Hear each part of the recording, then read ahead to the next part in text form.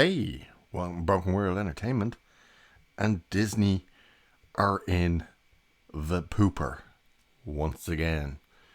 But this time, it's a little more significant than they would like you to realise and to understand and believe.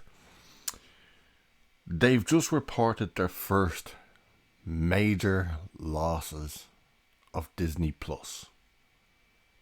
How significant are the losses? Disney Plus drops 2.4 million subscribers in first loss. Bob Iger heralds significant transformation underway. Basically 2.5 million subscribers. Now, it doesn't sound much when you think, don't they have like 200 million subscribers? Problem is, they lost the 2.5 in 3 months. It's not like they were bleeding it throughout the entire year. 3 months. Now, it's mainly in India because Disney lost the rights to the Cricket Premier League in India. Didn't even know they had that, but not India having the cricket, that Disney had the rights to it. How and why, don't know, but it was also scattered in other areas, and it's going to keep happening with the content that they're pumping out. Their propaganda and grooming content, such as trans kids and stuff. And if anyone's just seen the relaunch of that cartoon, The Proud Family, there's clips of that everywhere to see, with their whole racial divide agenda being pushed in that one.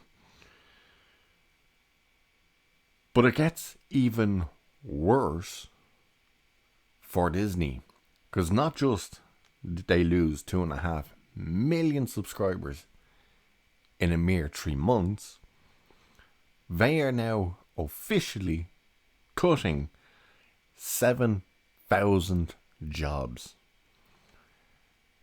And if this plan goes the same way that Chapek's plan was for cutting jobs, this would basically be the first wave of layoffs.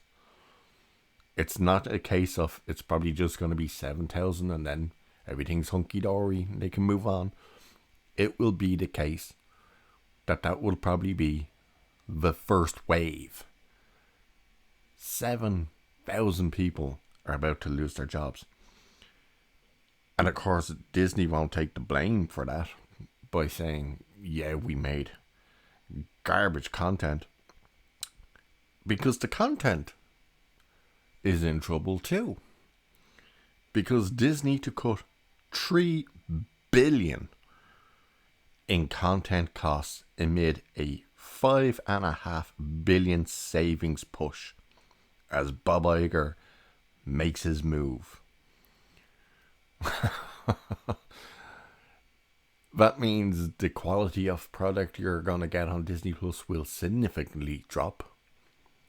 A lot of the bigger shows will most likely be cancelled. And they will probably, this isn't a bad thing, they will probably have to start selling assets. And of course, they have the entire Fox lot that they could offload. Unfortunately, they're already moving forward with a Alien TV series and a new movie. So that's already under their umbrella. Same for Predator with Prey. And now they're hyping up the Prey 2 possibly happening. So, not that they still couldn't turn around and sell that stuff, but they figured Prey worked for them, so they'll keep the Predator franchise. God knows what the Alien stuff will be like for them. But then we also get this rumor Walt Disney executives see Star Wars brand as damaged, allegedly have a new plan involving Rey and baby Yoda to save it.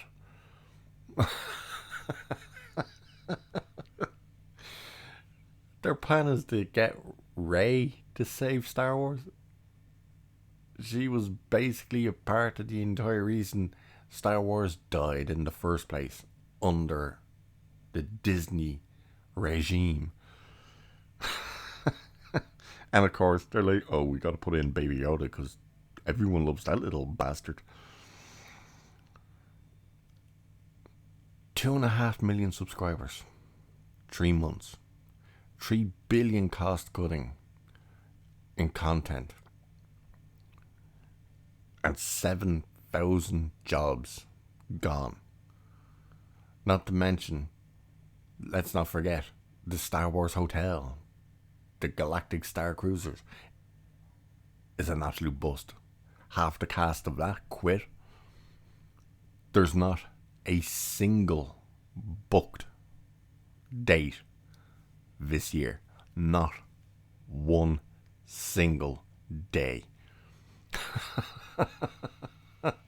So much so that they've been throwing little favors. Oh, buy this and we'll throw in this and this and this and this and this and we'll give you it all for half price, and people are still going, no thank you. And the best part about all this is the person they think is going to save it all is the guy who put them in the financial shitter in the first place. Iger, who, as he says, overspent on Star Wars. I think they got Lucasfilm for a steal when they bought it, but whatever.